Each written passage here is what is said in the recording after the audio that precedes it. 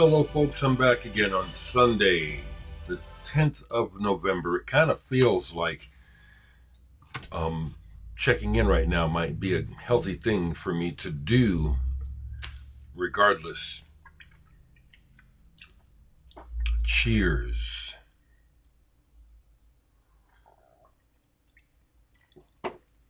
I'll start this one with music and just go from there. Oh, thank God for the arts, right? Thank God for hopefully your family and friends, right? Hopefully. Stick close together, people. It's a rough ride ahead. So, working. My studio is on fire right now, and I'm liking it. One thing that sadness does and depression does is it makes you want to sing. It makes you want to make music. It does. It makes you want to express. You want to get it out. So I was in the studio all day and yesterday. And the little bit of music that I played is this. Soless. This is a jazz rock band. I should have looked it up. Is this Brussels? I thought so. Belgian. This is very good.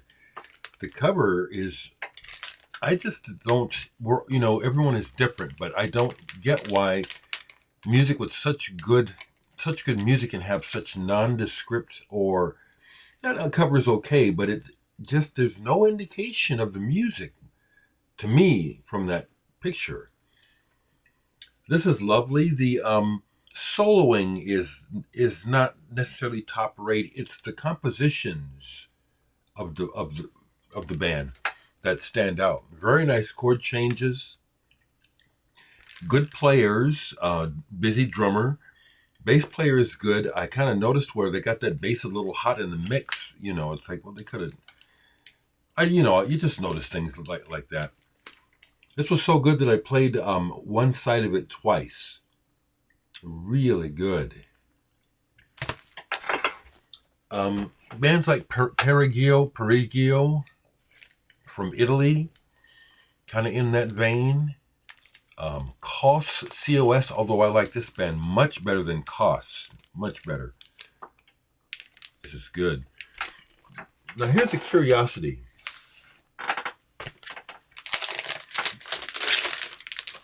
Soma. I should have looked this up again to see if I could find out more about it. Pardon me. When I bought this used, I bought it merely because Alan Holdsworth is in the personnel. But there's other names here too. Victor Bailey, Nathan East, Walt Fowler, Dave Koz, Patrick O'Hearn. So I thought to myself, well, with those kind of players, I need to check this out. I'd never heard of it.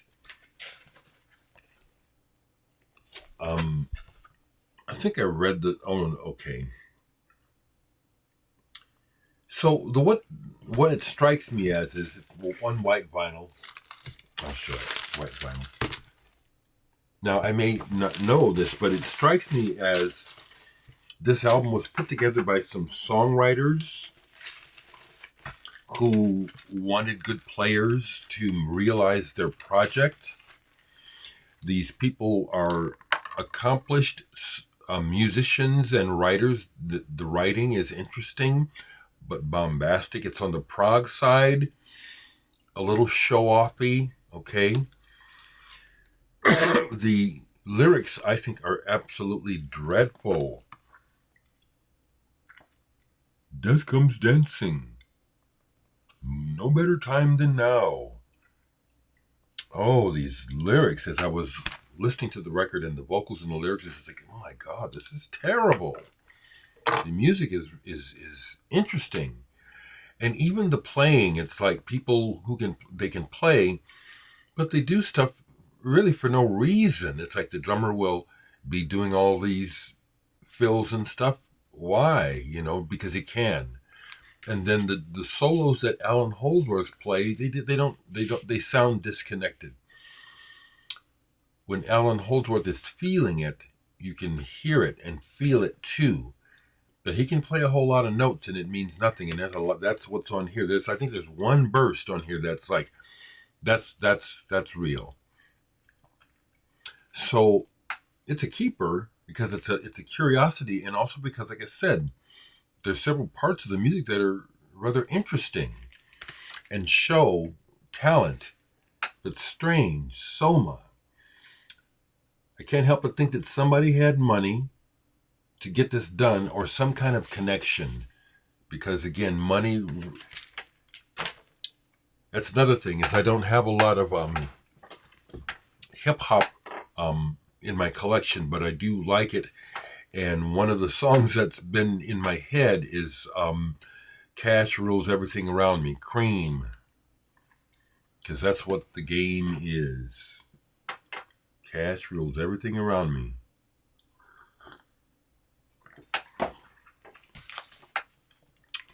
Couple more. Because like I said, if I don't watch out, I'm going to try to write a symphony. What the latest thing that came to me yesterday that is really feeling good is something that was not based on, but inspired from listening to this. Harmonia and Eno 76 Tracks and Traces reissue. This is not a perfect collaboration, but it's a real good one. They complement each other really well. There's a couple pieces on here where it's like, okay, I see what you're doing. I'm going to skip it. It's kind of lighthearted, or just they'll do something and it doesn't do anything. Then there's other pieces that just, and so that's inspired me. What I like about working with a keyboard as opposed to a guitar to write is how the notes are just laid out right in front of you. And a melody appeared yesterday. See, that's what I like. Some people like to be all pretentious and stuff of, oh, I did that and I suffered here and and I'm such a genius. But music comes to us. It's in the air all the time, and you reach out, or sometimes it reaches to you, and that's what happened yesterday. This new piece, I'm already up at 7 a.m, and I've already tinkered with it some more this morning. I'm loving it. The other record that I played, I Start Counting. I encountered this song, My Translucent Hands, on a radio show that was getting syndicated for a while here in Omaha. An indie alternative show from the South. I think from a guy in Louisiana. I think so. And I discovered Lowlife through him. A couple other bands, that I really like them. So when he played this, it's like, I really liked it.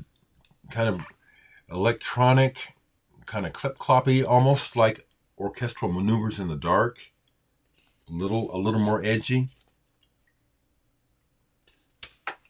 So I enjoyed this, and it's nice, clear vinyl 45. It caused me to go ahead and, because I do, like most people, you exercise, or some of us exercise, we walk, we dance, and then we sit and do stuff and watch a little bit of TV. So the TV that I watched, because movies, just don't do it for me for the most part. I have to get in the mood. So I ended up looking up, I Start Counting music videos. And the music videos aren't much to shout about, but it was still kind of fun to do. Cheers. I may endeavor to show another record, but it'd probably be a pull. I don't think there's anything else down here to show you. No. Just the same stuff that's been down here. Right? Yep. So, how are you doing with your post-election depression? That's what I'm calling it, because it is post-election depression that we're experiencing, many of us are experiencing, hope, our hope is in many ways gone for at least 4 years. And at my age, I hope to live a long time, but people are dying all the time at my age, 69, going on 70. I hope to survive this travesty, this tragedy. But I woke up, sleep is wonderful. Dreams, thank God, dreams are wonderful. But I woke up, and again, it's just like a gray cloud. It just kind of I woke up and reality set back in. And it brought me back to how I felt for quite a while as a small kid in the 60s when my dad explained to me that we're in a Cold War with Russia. I remember that he made a point to try to make us understand what the Cold War meant. And the way that I interpreted it was it caused me to live in fear for a while. There was nothing had changed, but it was the atmosphere that Russia could drop a bomb on us and out of the blue and it'd be over. And just strange thoughts and feelings like that. The feeling I have now is similar to that, only worse. Frankly, it is. It's worse. So I have to stay busy. And then when I stop to think, I have to temper my thoughts because there's nothing I can do. I don't have the power, the money, the influence. I don't have it to steer things in a better direction. That's what's so frustrating and depressing about this, is that it's just very clear what this is about. This is about the status quo, about maintaining power and money, keeping the flow, keeping the game intact. Once you get to a certain point of income, you're so rich you don't have to care. You probably didn't care in the first place. But the other thing that has been identified in psychology about CEOs and people who run big businesses and large corporations is that these people are basically psychopaths. And if you don't understand that, look it up and study, because it's right. You have to not care about anything but your goal. And that's to get there. And that's how you amass these riches. That's how you keep them. Is that the riches and the power is more important than the people. And so the people are dispensable. And that's what we are. That's what hurts the most. I've always hoped, because I'm a peacenik. I'm what you call a black hippie. I embraced not what the media said about hippie, but about the core values that I thought could come out of hippiedom. The idea of working towards a sense of unity, a refocus on human values as opposed to material and military might.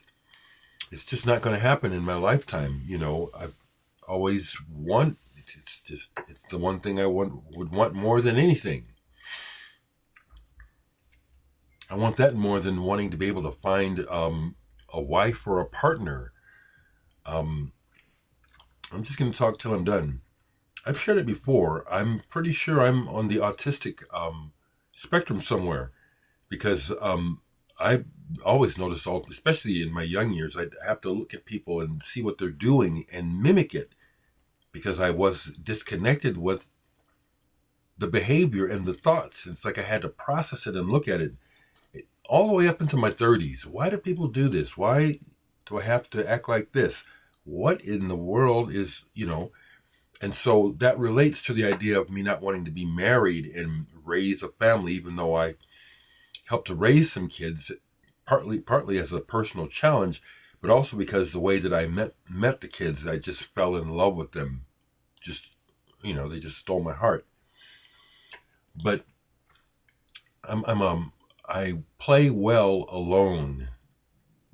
And so it just lets me know I'm not a typical normal thinking kind of person as far as I can tell. And I'm fine with that. I don't think I'd want to be normal when I look at the world around me. So, family, if you see this, hello and love, sending love to you. Any friends that watching this, hello. All of you sending love. One of the things that we can do is try to bind together more. Watch out for each other more. Be more patient, loving, and kind. Don't turn the other cheek. Be willing to confront ignorance and racism. I do not want violence. But we see who the real enemy is, which is disgruntled white men. They're the ones that are out there, Proud Boys, and I've seen the clip already where some fat red-hatted jerk just got right in a black woman's face, really uncouth and wrong and uncalled for, and she's just stood there, and it's like, and then you look at the comments, why didn't somebody do? See, we don't want to fall into mindless violence. That's what hurts so much, is how people are so unaware that we have been set up against each other for the purposes of people who don't care about us. Trump and these rich people, the deep state, whatever the deep state might really be, I just call it rich people. He's one of them. He's not part of that bloodline bullshit, but he's rich, so they can use him. They all can clam together and keep the party going. So we just have to be more loving and kind to one another, but not be silent about the ignorance and the hate that has been brought back to the surface. It's always been here in Omaha, Nebraska. All I have to do is go to certain parts of town, and it's like a pall in the air, and it's like, this part of town doesn't want black people here. I don't want to be here. I'm here doing business. It sucks. It's back to the bad old days. So, kind of just talking about this is therapeutic to a degree for me. Just to talk it out a little bit, because it's going to be shitty. It's shitty already. Okay, take care, folks. I'd love to leave you on I can leave you on a high note. Our lives, our daily lives, for the most part, can remain intact. We can do the things that we need to do. We can shut out the media and other things for a while and just live. We can do that. So make the best of every day.